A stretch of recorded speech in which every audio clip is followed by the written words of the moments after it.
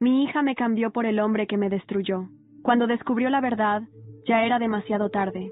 Tuve un ataque de pánico después de que mi hija organizó un encuentro entre yo y mi agresor para que superara el pasado. Y ahí fue cuando sus hermanos terminaron destrozándola. Hace como 24 años. Fui violada por un amigo muy cercano y quedé embarazada de ese abuso. Estuve inconsolable durante meses después de lo que pasó. Para colmo, me enteré del embarazo cuando ya tenía como 5 meses.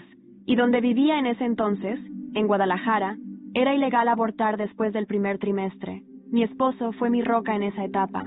No tengo idea de cómo habría sobrevivido sin él. Me dijo que podía dar al bebé en adopción o criarlo, que él lo iba a cuidar como si fuera uno de nuestros hijos. Decidí no darla en adopción, pero criar a esa niña fue un reto enorme. Yo soy mitad alemana y mitad polaca. Él es mitad ruso y mitad alemán. Tenemos la piel clara, cabello claro, ojos azules y somos bastante altos. Pero nuestra hija, Luna, mide como 1.60. Tiene el cabello oscuro y la piel morena, igual que su padre biológico.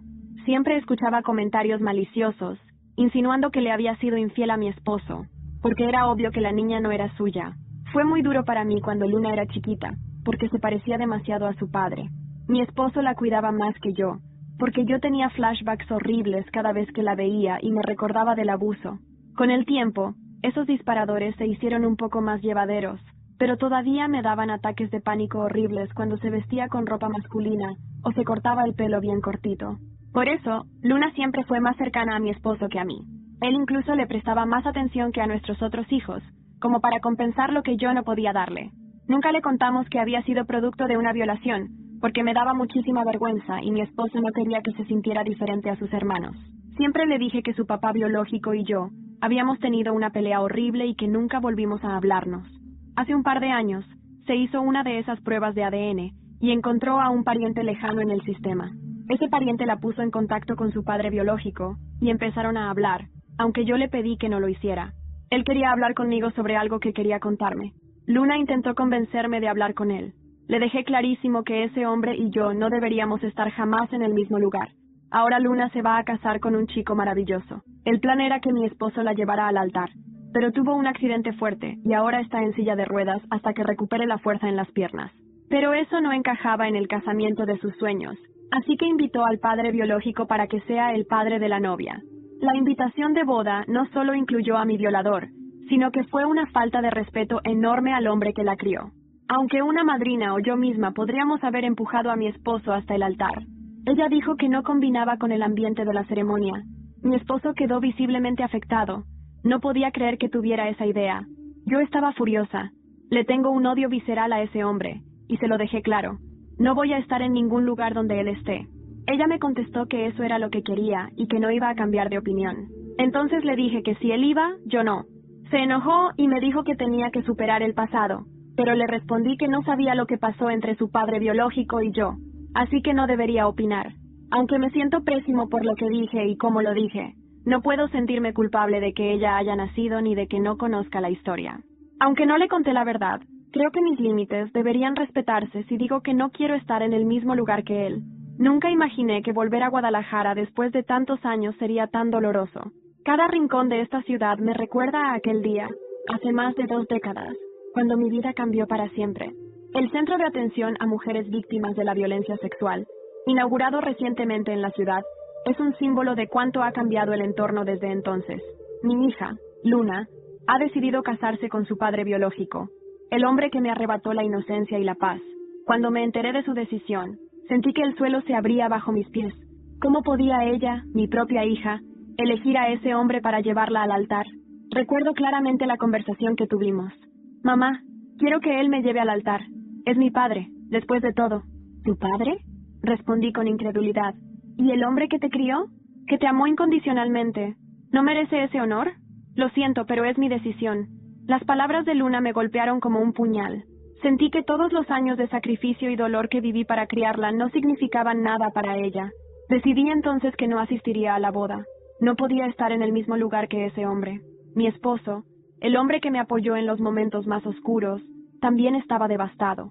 En medio de esta tormenta emocional, comencé a escribir un diario. Necesitaba plasmar mis sentimientos, mis recuerdos, mi verdad.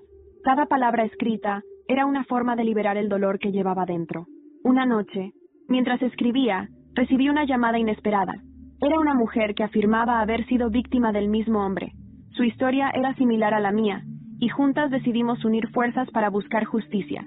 Con la ayuda de un investigador privado, comenzamos a recopilar pruebas y testimonios. Descubrimos que había más mujeres que habían sufrido a manos de ese hombre.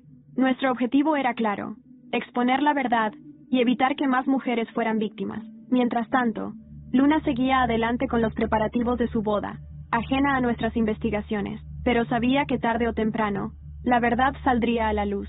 Una semana antes de la boda recibí una carta anónima. Ahí, dentro, había una foto de Luna con su padre biológico, acompañada de una nota. ¿Estás segura de que conoces a este hombre? El pasado estaba a punto de alcanzarnos, y sabía que nada volvería a ser igual. No dormí esa noche. La foto que encontré en la carta anónima me dejó con una sensación que conocía demasiado bien. Miedo. Miedo no solo por mí, sino por Luna. Aunque su traición me doliera hasta los huesos, seguía siendo mi hija, y en su ignorancia, se estaba acercando cada vez más al monstruo que destruyó mi vida. Esa mañana, llamé al investigador privado, Álvaro, un hombre que se había ganado mi confianza con su discreción y precisión.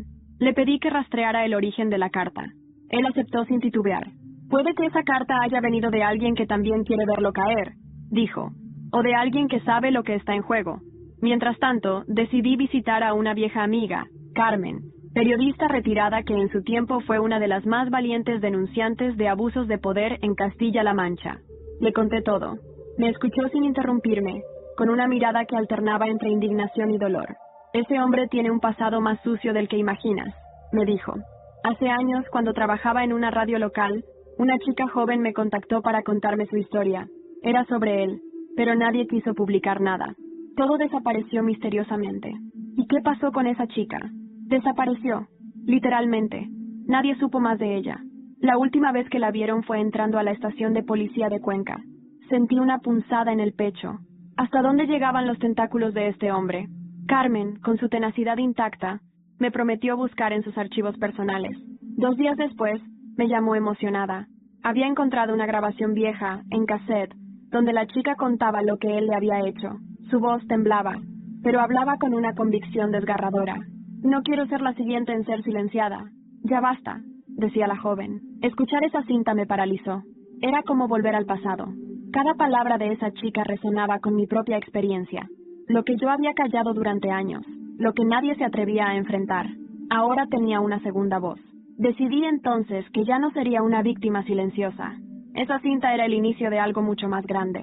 Carmen me ayudó a digitalizarla y a contactar con una periodista joven de Madrid, Lucía Robles, conocida por su canal en YouTube donde denunciaba abusos del sistema. Lucía quedó impactada al escuchar la grabación. Esto no puede quedarse aquí. Necesitamos más pruebas, más voces». Álvaro, por su parte, logró rastrear la carta hasta una dirección en un barrio obrero en las afueras de Zaragoza. Allí vivía una mujer, Marta, que había sido pareja del agresor en los años 90. Quiso hablar conmigo, y lo que me contó fue más que revelador. Yo estuve embarazada de él, pero perdí al bebé después de que me empujara por las escaleras. Cuando quise denunciarlo, amenazó con matarme. Nadie me creyó. Le mostré la foto que me había llegado. Asintió. «Sí, fui yo quien te la mandó. Sé lo que te hizo. Y no podía quedarme callada sabiendo lo que tu hija está a punto de hacer». La ira me quemaba por dentro. No solo por mí, sino por todas nosotras. Había llegado la hora de encender la llama. Con las grabaciones, los testimonios y la ayuda de Lucía, preparamos un documental que revelaría todo. Fecha de estreno, el día antes de la boda. Y entonces llegó la llamada que no esperaba. «¿Mamá?» Era Luna con la voz temblorosa. «He encontrado algo. Algo sobre él. En su escritorio. ¿Podemos hablar?» Mi mano se aferró al teléfono como si fuera un ancla. Por fin, algo en ella comenzaba a quebrarse. «Claro que sí, hija.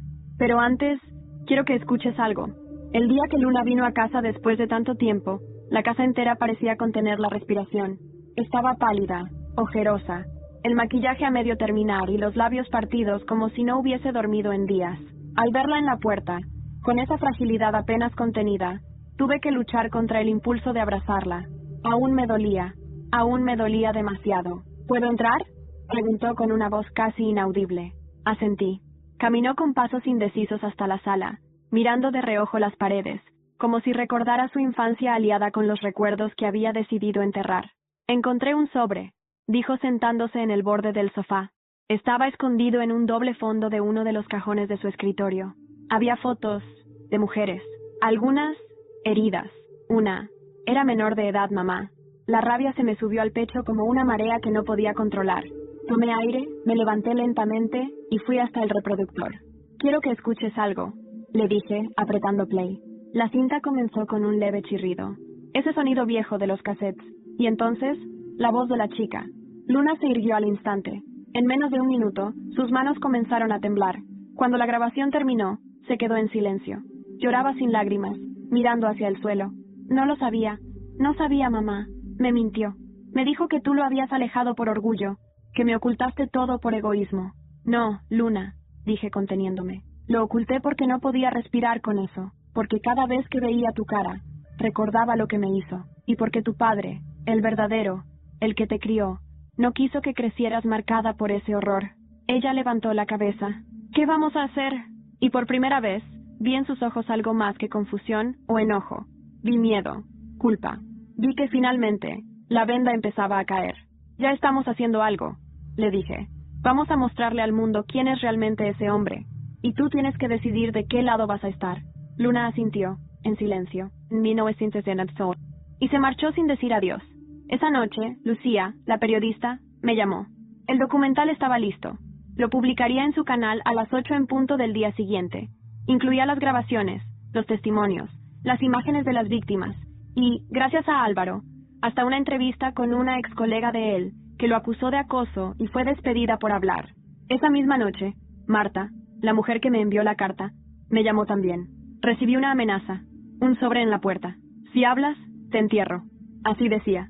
Le dije que no estaba sola, que no dejaría que nadie más se callara por miedo. ¿Crees que lo van a arrestar?, me preguntó. Primero, lo vamos a destruir ante el mundo. Y después, caerá por su propio peso. Al día siguiente, Lucía publicó el documental. Lo tituló El rostro detrás de la máscara. En cuestión de horas, era tendencia nacional. Los medios empezaron a cubrirlo. La policía recibió denuncias nuevas. Y lo más inesperado, una de las mujeres en el documental era una exconcejal de Toledo. Su testimonio cambió todo. A media tarde, me llamó Álvaro. Se ocultó. No aparece en su casa, ni en la de su nueva esposa. El tipo se ha esfumado. ¿Y Luna?, pregunté con el corazón encogido. También desapareció. Sentí un vértigo súbito. ¿Y si él? No, dije en voz alta. No puede ser. Fui corriendo al viejo apartamento donde vivíamos antes de mudarnos.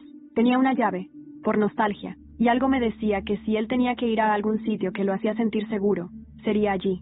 Subí las escaleras casi sin respirar, y al abrir la puerta, la vi, Luna, sentada en el suelo, llorando, y junto a ella, un arma. No sabía a dónde más ir, susurró. Él vino a buscarme. Me dijo que tú me habías envenenado.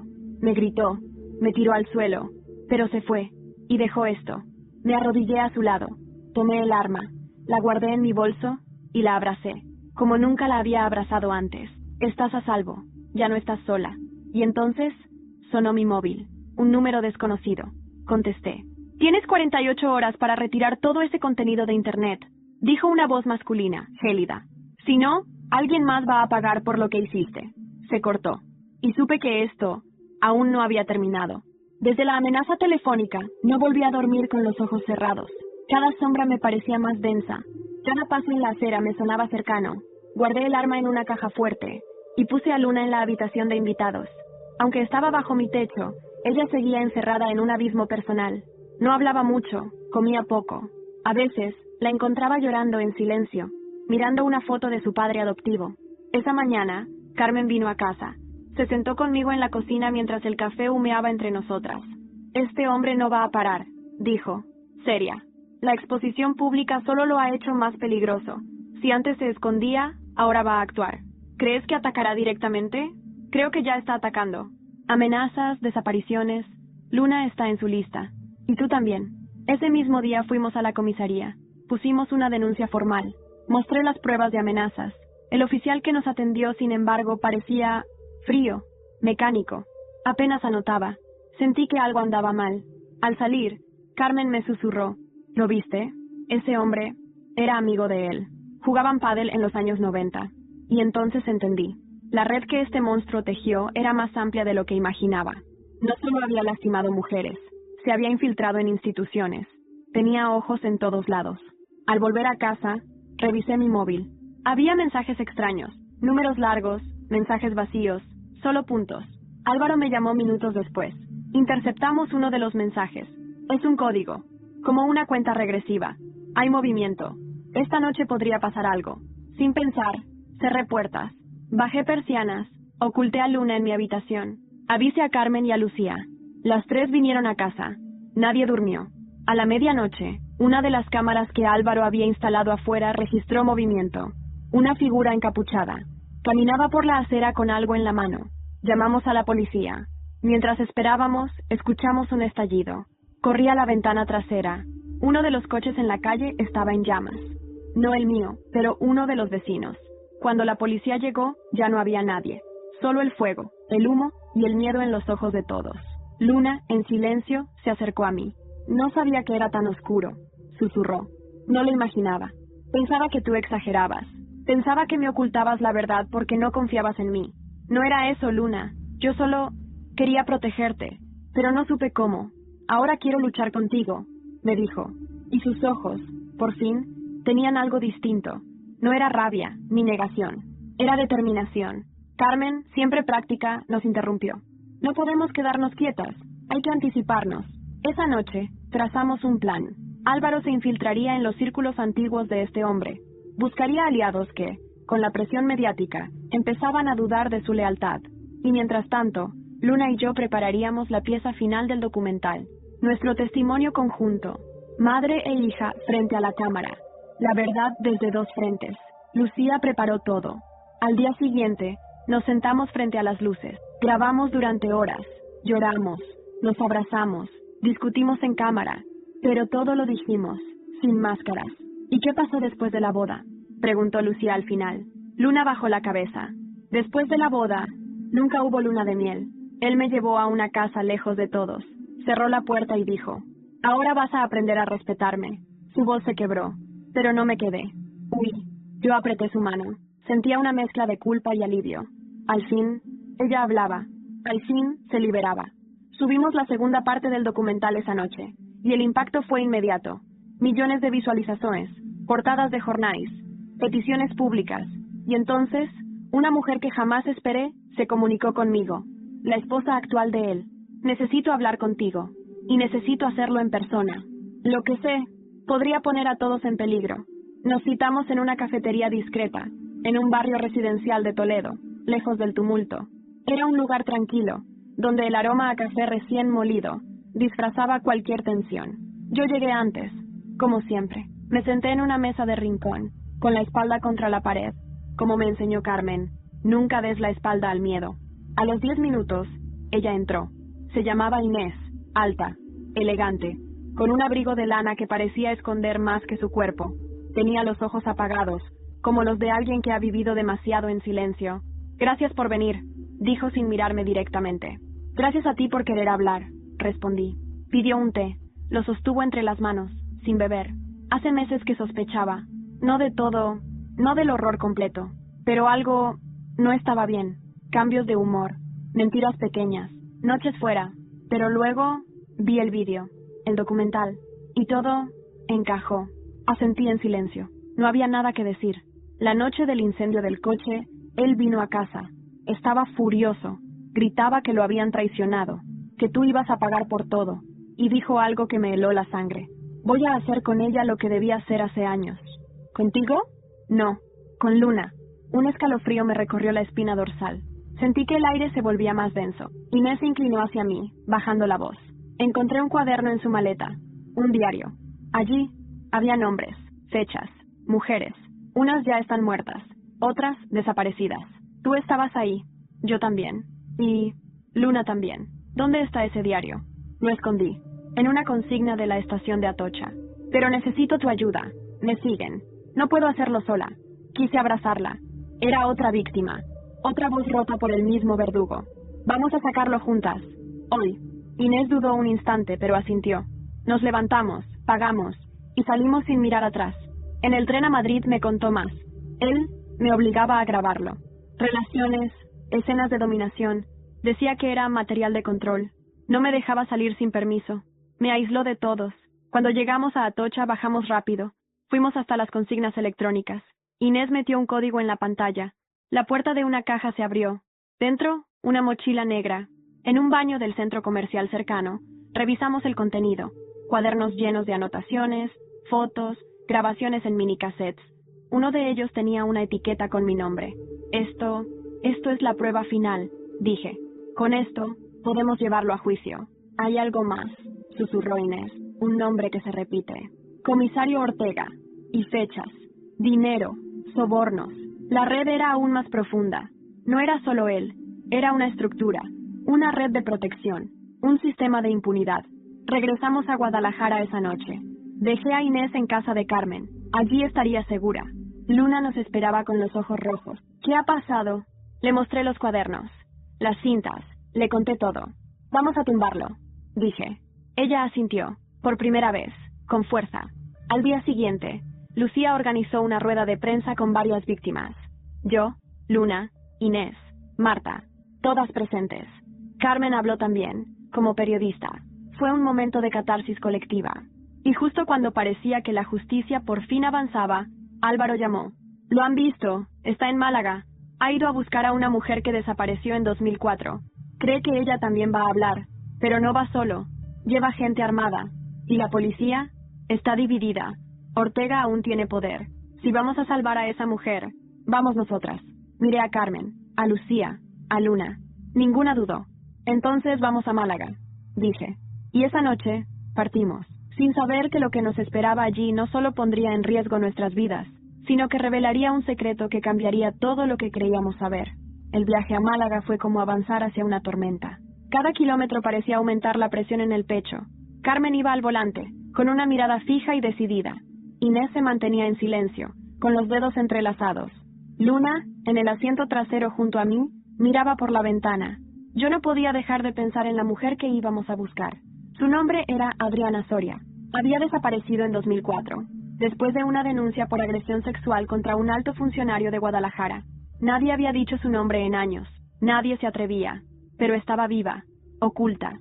Álvaro la había rastreado a través de una serie de mensajes cifrados en foros antiguos. Ella también tenía un diario. Y pruebas. Muchas. Llegamos a la dirección que Álvaro nos había enviado. Un pequeño pueblo costero, a las afueras de Málaga, donde las olas golpeaban los muros de piedra como si quisieran advertirnos.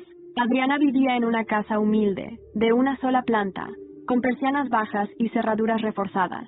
Tocamos la puerta 3 veces. Silencio. Entonces, una voz femenina, temblorosa, respondió. ¿Quién es? Venimos de parte de Álvaro, dije. Somos las mujeres que hablaron en el documental. Una pausa. Luego, el sonido de llaves girando.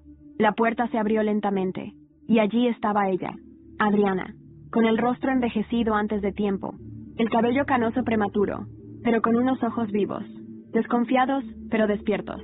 Entrad, dijo, y cerró la puerta con rapidez. Nos condujo a un salón pequeño. Había papeles por todos lados, fotos, recortes de periódicos, mapas, nombres escritos con bolígrafo rojo. Era como un santuario del horror, un archivo no oficial de impunidad. Lo sabía, murmuró. Sabía que algún día otras hablarían, que él no podía silenciarlo todo. Nos mostró una caja de madera.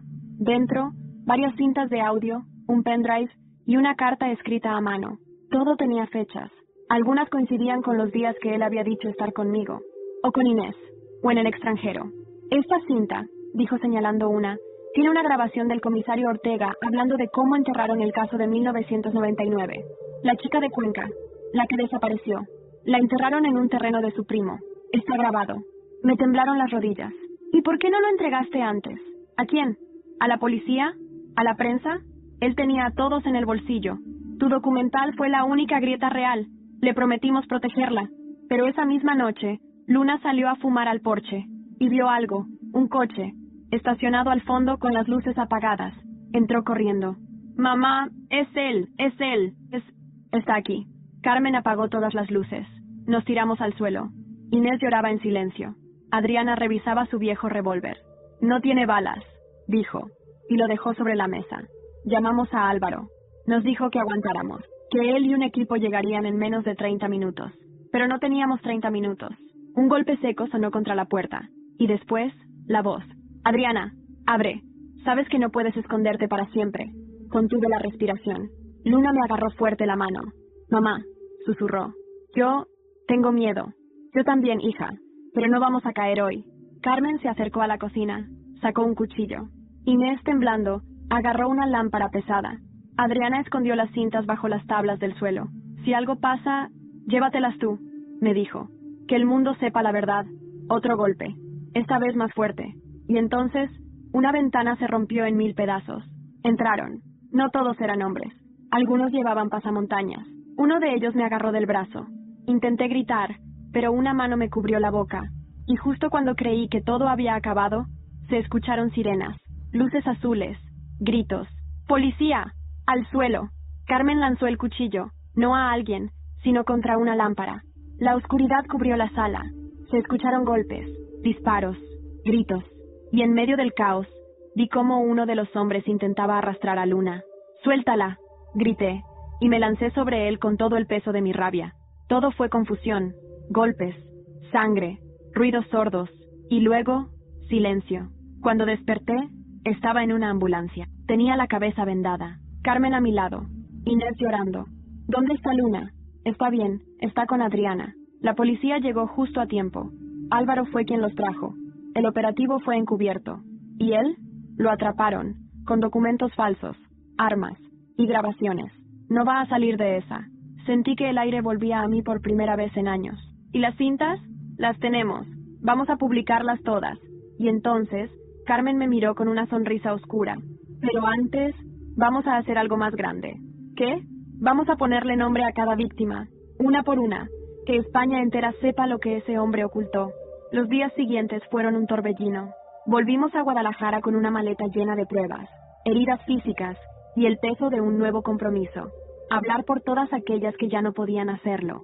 Adriana se quedó bajo protección policial, pero nos prometió estar presente cuando todo se hiciera público. Y esta vez, sabíamos que la justicia no se podía disfrazar de indiferencia. Lucía, la periodista, alquiló un pequeño estudio, un fondo blanco, una silla vacía. En cada grabación, una mujer distinta se sentaba, decía su nombre y contaba su historia. Algunas no eran víctimas directas de agresión, pero sí de encubrimiento, de silencio forzado, de culpa heredada. Una red de miedo construida en décadas, que por fin comenzaba a desmoronarse. Yo fui la primera. Mi nombre es Elena Gálvez. Soy madre, sobreviviente, y vengo a hablar por las que fueron enterradas en el silencio. Luna fue la segunda. Soy Luna Gálvez. Por años, negué a mi madre. Pensé que exageraba. Pensé que quería controlarme. Pero ahora sé que estaba protegiéndome. Yo fui utilizada. Y no me cayó más. Una por una, las mujeres comenzaron a hablar. Y el proyecto tomó fuerza. Lo llamamos Las que nunca hablaron. Subíamos un vídeo cada día. Cientos de miles de mujeres comenzaron a comentar, compartir, relatar sus propias heridas. No todas eran por él, pero todas habían vivido algún tipo de violencia. Y por fin, estaban rompiendo el silencio. Pero el sistema aún se resistía. El comisario Ortega negó todo. Apareció en televisión diciendo que era una campaña de desprestigio orquestada por feministas radicales y enemigos políticos. Lo que no esperaba era que uno de sus antiguos colegas, harto de la corrupción, entregara documentos internos a Lucía, informes falsificados, denuncias ocultas, incluso pagos a periodistas. Carmen, como siempre, fue contundente. Tenemos que presentar todo esto al Parlamento. No basta con redes sociales. Esto tiene que quedar registrado en la historia. Y así lo hicimos. Pedimos una audiencia pública. Y se nos concedió. El día de la audiencia, el Congreso estaba lleno. Diputadas llorando en las butacas. Diputados incómodos en sus asientos. Elena, Inés, Adriana, Luna, Marta y otras 5 mujeres que habían estado ocultas durante años, todas en la misma mesa. Yo hablé primero, conté mi historia. No solo la del abuso, sino la del dolor de criar a una hija que era un espejo del horror, y la esperanza que vino después, cuando ella decidió no seguir ciega. Luego habló Inés, con una serenidad que solo tienen quienes sobreviven. Dormía con un monstruo, y durante años lo llamé marido. Adriana sacó la grabación del comisario. La reprodujo. En la sala, el silencio era sepulcral. Se escuchaban las risas, los chistes misóginos, las amenazas. y el nombre de la chica de Cuenca, mencionado con total impunidad. La enterraron, en un terreno familiar, como si fuera basura, dijo Adriana, y todo está grabado. Cuando Luna tomó la palabra, la sala entera contuvo el aliento. Yo lo elegí para llevarme al altar. Yo me alejé de mi madre. Yo lo admiré, porque no sabía, pero ahora sé. Y quiero decirle a todas las hijas que alguna vez dudaron de sus madres, escuchen, escuchen siempre, porque muchas veces, detrás de sus silencios, hay heridas más grandes de lo que pueden imaginar. Ese día, España entera escuchó. Los medios titularon, "La red de impunidad cae, mujeres se levantan". El Ministerio del Interior abrió una investigación formal. El comisario Ortega fue suspendido. Las investigaciones se extendieron a otras provincias. Había más, muchos más. Pero mientras celebrábamos los primeros logros, recibí una carta, sin remitente. Dentro, una sola frase escrita a mano. Aún no sabes todo sobre Luna. Corrí al estudio donde estaban guardadas las cintas de Adriana. Busqué entre los archivos. Uno de ellos. Nunca lo habíamos reproducido. Lo coloqué en el reproductor. Y entonces escuché su voz, la de él. No importa si no puedo tener a la madre. Siempre supe que algún día tendría a la hija. La cinta seguía reproduciéndose, pero mis manos temblaban tanto que apenas podía sostener el reproductor. Su voz, esa voz que tantos años me persiguió en pesadillas, ahora volvía con una perversidad que superaba cualquier cosa que hubiese imaginado. «¡Luna!», murmuré, como si con solo decir su nombre pudiera protegerla. Volví a escuchar la grabación desde el principio. Era claramente una conversación grabada en secreto. No sonaba como si él supiera que lo estaban registrando. El tono era relajado, seguro, casi satisfecho. Las mujeres como ella, decía, tan frías, tan orgullosas, pero no importa. El tiempo pasa, y una hija es como una segunda oportunidad. El resto eran murmullos, frases ininteligibles, hasta que otra voz, una voz masculina más joven, respondió. ¿Y si se entera? ¿Enterarse?, rió él. ¿Quién va a contarle? Ni siquiera sabe que la sigo desde que tenía 14 años. Siempre estuvo bajo mi sombra. Solo le faltaba un empujón para acercarse. Mi estómago se revolvió. Cerré el reproductor con brusquedad. No quería creer lo que estaba insinuando. ¿Había manipulado a Luna desde la adolescencia? ¿La había buscado, vigilado, guiado hacia él, como si fuera una presa? Esa noche, no dije nada. Guardé la cinta. Miré a Luna como si fuera una niña dormida. La vi frágil, como cuando tenía fiebre de pequeña, pero algo en mi pecho se partía. ¿Cuánto de su cercanía con él había sido realmente suya? ¿Y cuánto había sido sembrado, regado, condicionado? Al día siguiente, visité a Carmen. No puedes decirle ahora, me dijo, firme. No sin pruebas sólidas. Esa cinta es potente, pero no suficiente. Necesitamos saber a quién le hablaba. ¿Quién es esa otra voz? Álvaro volvió a intervenir. Analizó el audio. Comparó con registros de voz. En 3 días nos llamó. Es un exprofesor de Luna. Su tutor en el instituto. Estuvo implicado en una investigación por conducta inapropiada hace años, pero el caso se cerró por falta de pruebas. Y era amigo de él. El corazón me latía con fuerza. Una red, no solo de encubrimiento, sino de manipulación directa. Hombres que habían rodeado a Luna desde niña, sin que yo lo supiera. Mientras yo me reconstruía, ellos la moldeaban. Volví a casa. Luna estaba viendo uno de los vídeos del proyecto. Cuando me vio, sonrió con ternura. ¿Sabes?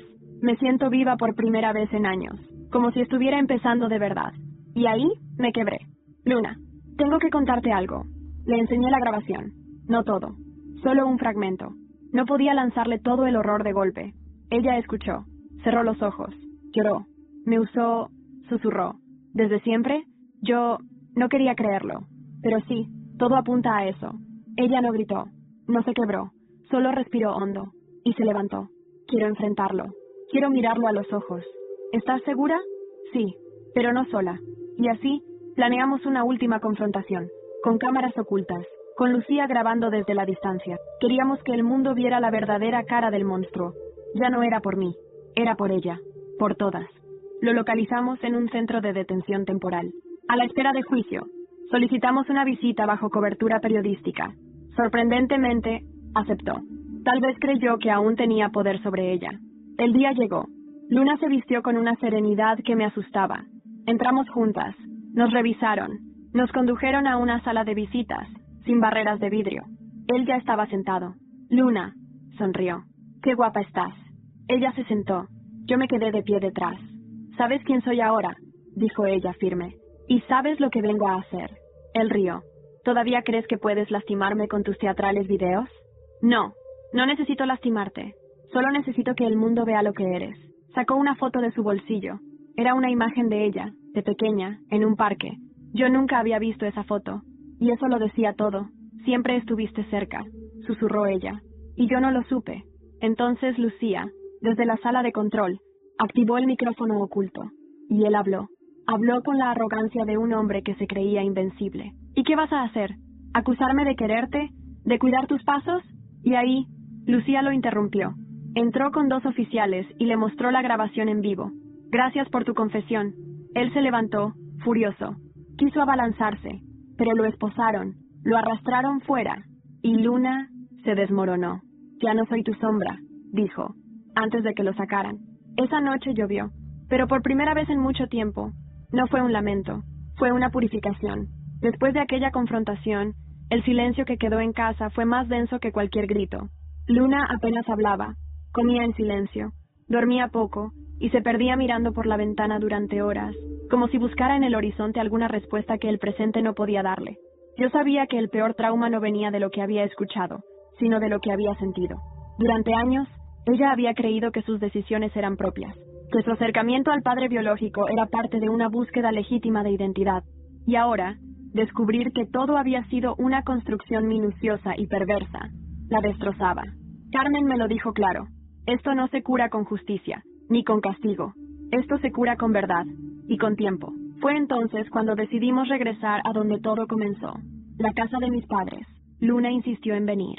Quería entender por qué nadie me había protegido, por qué el sistema había fallado, pero también por qué, en algún punto, yo misma me había apagado.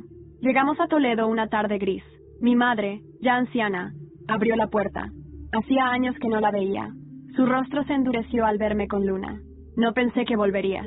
Yo tampoco, le dije. La conversación fue tensa. Nos sentamos en la misma mesa donde tantas veces cenamos en silencio, en aquellos años en que yo volvía manchada de lágrimas, y ella no preguntaba nada. ¿Sabías lo que me había pasado?, le pregunté, sin rodeos. Ella no respondió de inmediato.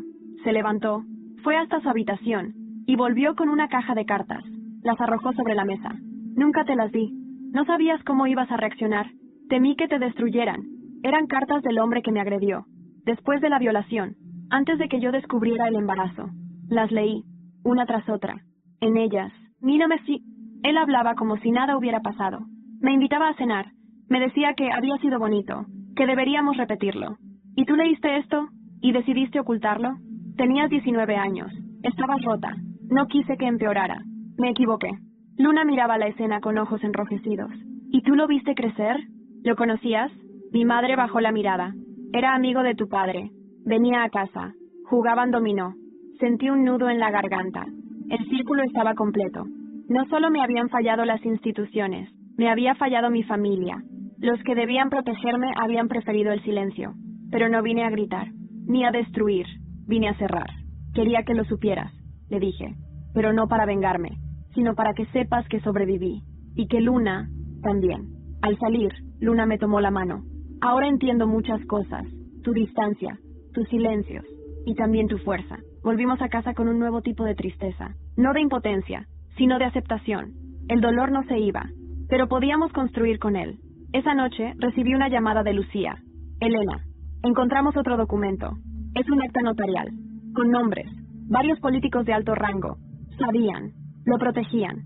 Hay uno en activo, muy alto. ¿Quién? El ministro del Interior. Silencio. Vamos a publicarlo, dijo. Pero necesitamos tu permiso. Estás en el centro de esto. Si lo hacemos, vendrán por ti.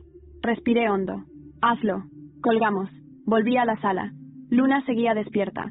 ¿Pasó algo?, preguntó. Todo va a cambiar mañana, le dije. Pero pase lo que pase, no estamos solas. Y esa noche, dormimos juntas. Como cuando ella era niña y el miedo la despertaba. Solo que ahora, las dos lo enfrentábamos de pie. La mañana siguiente fue una sinfonía de caos. Al abrir el móvil, los mensajes se multiplicaban. Lucía había publicado el vídeo, el acta notarial, los audios, todo, con pruebas sólidas, testimonios verificables y una lista de nombres. No era solo el ministro del Interior. Había jueces, periodistas, empresarios, una red de hombres que durante más de 30 años habían blindado a depredadores como él. España entera estalló. Cadenas nacionales dedicaron especiales de urgencia. Algunos canales evitaron el tema por órdenes superiores, lo que solo generó más sospechas. Las redes sociales se llenaron de furia, pero también de sororidad. Miles de mujeres compartieron sus historias con el hashtag Nunca Más Silencio. Yo no salí de casa ese día. No por miedo, sino por necesidad. Necesitaba estar presente, completa, junto a Luna. Nos sentamos frente al televisor, viendo en directo la comparecencia del presidente del gobierno. Lo leía todo, los ojos bajos, la voz contenida. Este país no puede permitirse otra generación de silencio. Se abrió una comisión especial de investigación. El ministro dimitió. 4 jueces fueron suspendidos. Y por primera vez, se habló abiertamente de encubrimiento sistémico de agresores sexuales. Él, mientras tanto, ya estaba en prisión preventiva, sin fianza, aislado por su propia seguridad. Intentó suicidarse una semana después. Falló. Y quedó con secuelas físicas. La prensa apenas lo cubrió. Ya no era el centro. Ya no era importante. La historia había dejado de girar en torno a su poder. Ahora giraba alrededor de nuestras voces. Luna comenzó terapia intensiva. Participaba en talleres con otras jóvenes sobrevivientes de abuso emocional. Empezó a estudiar psicología. Decía que quería entender el mecanismo para desactivarlo desde la raíz. La veía volver a la vida, paso a paso, no sin recaídas, pero siempre con una nueva firmeza en la mirada. Inés se mudó a Bilbao. Consiguió trabajo en una fundación para mujeres maltratadas. Me escribía cartas. Decía que, por primera vez, sentía que estaba haciendo algo que tenía sentido. Carmen fue diagnosticada con cáncer, pero lo enfrentó como todo en su vida, con rabia y dignidad. No voy a morir de esto, Elena, me dijo un día. Voy a morir de haber vivido sin rendirme. Y hasta el final, siguió escribiendo. Sus crónicas se publicaron en varios medios. Se convirtió en una voz de referencia para periodistas jóvenes.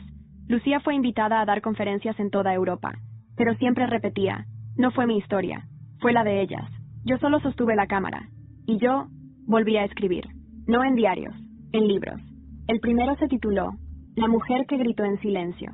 Se convirtió en un fenómeno literario, no por la prosa, sino por la verdad. Un día recibí una carta manuscrita, sin remitente. Dentro, una fotografía antigua. Yo, Luna en brazos, y mi marido adoptivo, sonriendo. Al dorso, una frase. Nunca fallaste. Solo esperabas que el mundo te escuchara. La reconocí al instante. Era su letra. Mi marido. Años antes de morir había escrito esa frase y escondido la foto en un álbum olvidado. Esa noche fui al cementerio. Me senté junto a su tumba y le hablé. Todo esto lo hice porque tú creíste en mí cuando yo no podía hacerlo sola. Ella te perdonó y yo también. Respiré hondo. Cerré los ojos y sentí por fin paz. Elena Gálvez, autora, conferencista, defensora de derechos de las mujeres, fundadora del Instituto Nacional de Reparación y Memoria. Luna Gálvez, psicóloga, terapeuta especializada en trauma complejo, creadora de un programa nacional de asistencia a jóvenes víctimas. Carmen Navarro, falleció en primavera, rodeada de colegas y amigas. Su legado periodístico se convirtió en materia de estudio en universidades. Inés Morales, directora de la Fundación Segundas Oportunidades en Bilbao, vive con su pareja y sus 2 hijas adoptivas. Adriana Soria, autora de Las que nunca hablaron, libro que narra la red de encubrimiento desde dentro.